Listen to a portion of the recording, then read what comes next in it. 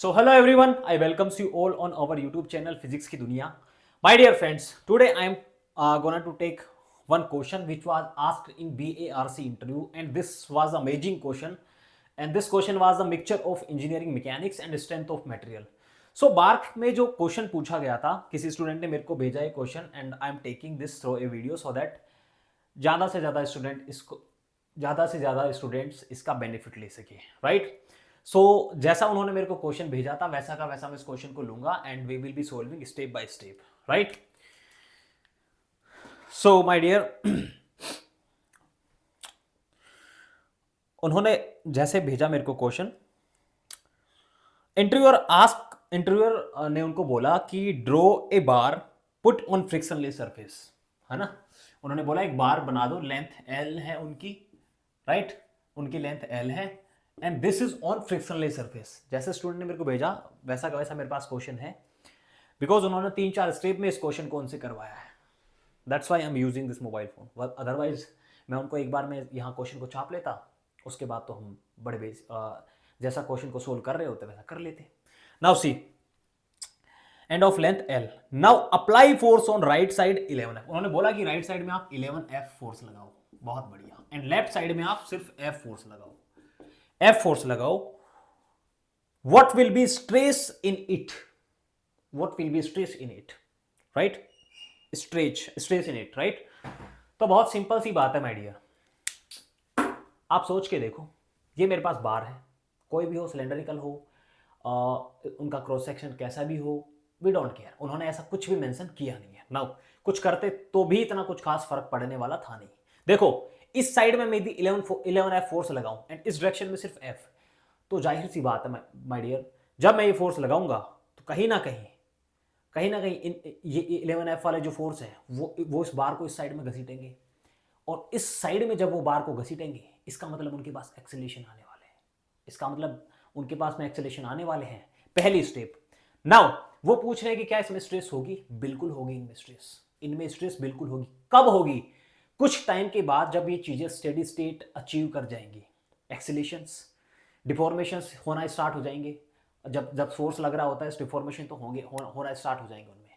But कुछ time बाद में जब स्टेडी स्टेट अचीव हो जाएगी, उस टाइम उनमें डिफॉर्मेशन स्ट्रेस चालू हो जाएगी माय डियर. तो वेरी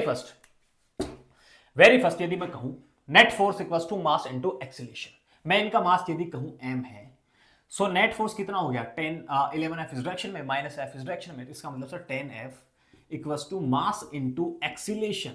एक्सीलरेशन इस डायरेक्शन में होंगे, जाहिर सी बात है, जिस साइड ज्यादा फोर्स होगा उस डायरेक्शन में एक्सीलरेशन होंगे.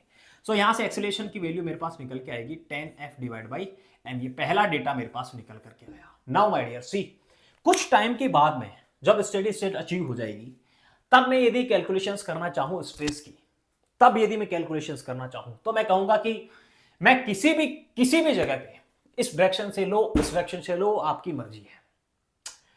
किसी पॉइंट पे मान लो मैं इस डायरेक्शन से इस यहां वाले फोर्स से x डिस्टेंस पे मैं स्ट्रेस निकालना चाहूं, तो सिंपल सी बात है सर, मैं इसको कट कर लूंगा. इनकी लेंथ हो जाएगी L माइनस एक्स. यहां पे 11F फोर्स थे और इस डायरेक्शन में F थे, तो मैं मानूंगा कि यहां पे जहां पे मैं x डिस्टेंस पे फोर्स निकाल रहा हूं वो Fx है, X है. बहुत बढ़िया sir, beautiful. Now my dear see, एक बहुत इंपॉर्टेंट सी बात जिसकी यहां पे हमें जरूरत पड़ने वाली है. सीधा अब हम स्ट्रेस की मुद्दे पे आ रहे हैं. इसका मतलब सर हमें नेट फोर्स निकल के आ जाएगा हमारे पास. फिर तो क्रॉस सेक्शन तो इनका हर जगह पे सेम है, फिर तो हम एरिया से डिवाइड करेंगे और स्ट्रेस हमारे हाथ में होगी. सी माय डियर, इनका मास m था, बहुत बढ़िया. अब मैं मान रहा हूं कि लीनियर डिस्ट्रीब्यूशन ऑफ मास का लीनियर डिस्ट्रीब्यूशन है यहां पे. तो देखो, L लेंथ में इनका मास था m. बहुत बढ़िया सर, बहुत बढ़िया. मैं कहूं सिंपल, एक लेंथ में कितना हो जाएगा 1m/L.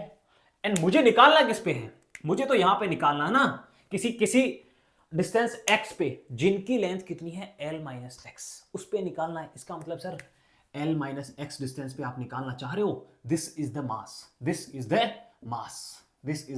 मास. जहां पे मेरी कैलकुलेशंस हो रही है उसका मास तो ये है. यहां पे अब मेरे पास मास की भी वैल्यू है, एक्सेलरेशंस मेरे पास है, नेट फोर्स मेरे पास है. यहां से मैं सीधा लिखूंगा my dear, net force equals to 11F minus f x equal to mass into accelerations m by l, l minus x into accelerations, accelerations तो वही थे, एक्सेलेशंस तो वही थे, 10f divide by m, 10f divide by m. बहुत बढ़िया sir, बहुत बढ़िया, ब्यूटीफुल माय डियर। ये देखो यहां से m चले गए और एफ एक्स में निकालूं वो निकल के आएंगे 11f minus L minus x 10f। Beautiful.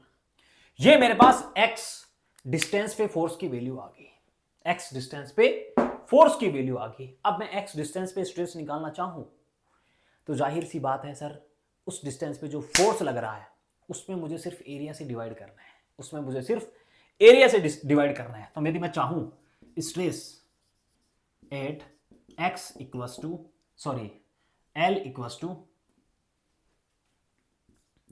x पर, लेंथ की वैल्यू मेरे पास x है, मैं यहां पे यदि स्ट्रेस निकालना चाहूं तो यहां पे जो फोर्स लग रहा है एफ एक्स ही तो फोर्स लग रहा है यहां पे, तो स्ट्रेस मेरे पास हो जाएगी, स्ट्रेस मेरे पास हो जाएगी sigma at x equals to net force at that length, उस लेंथ पे देखो L बराबर x रखूंगा, L बराबर x रखूंगा, सॉरी L बराबर x रखूंगा, ये 0, यहां पे मेरे पास निकल के आएंगे 11f divide by a, because area तो वहां पे हर जगह पे सेम है, एरिया तो वहां पे हर जगह पे सेम है।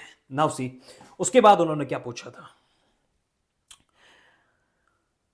Okay what will be the state at x equals to l, simple सी बात है, ये हमारे पास स्ट्रेस आ गई and okay so this was the question. उन्होंने बोला next now rub it, simple सी बात है, ये हमारे पास स्ट्रेस निकल के आएगी माय डियर जब इस टाइप का क्वेश्चन उन्होंने पूछा। देखो इंजीनियरिंग मैकेनिक्स से उन्होंने स्टार्ट किया, बेसिक मैकेनिक्स से, इंजीनियरिंग मैकेनिक्स भी हम इसको नहीं कहेंगे, बट वो लेके कहाँ पे चले गए आपको, स्ट्रेंथ ऑफ मटेरियल में, और वो चाहते तो बहुत और भी आगे लेके जा सकते थे। सो इस टाइप के क्वेश्चंस माय डियर बाद में बीएआरसी में, एनपीसीएल में क्वेश्चंस इस टाइप के पूछे जाते हैं। आई होप आपको ये समझ आया होगा। So take this my dear.